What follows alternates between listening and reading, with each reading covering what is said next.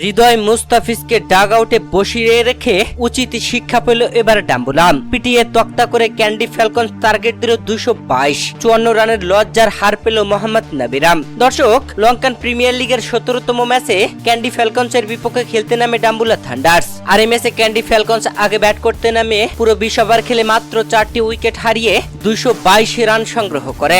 Andre Fletcher 34 বলে 60 run করে, কামিন্দু মেন্ডিস করে 24 বলে 51 রানের ঝড়ো ইনিংস, অ্যাঞ্জেলো ম্যাথিউস 23 বলে 44 রানের অপরাজিত ইনিংস। ক্যান্ডি ফ্যালকনসের দেওয়া 222 রানের টার্গেটে ব্যাট করতে নেমে ডাম্বুলা থান্ডার্স 168 রান করেই 9 উইকেট হারিয়ে পুরো 20 ওভার খেলে ফেলে।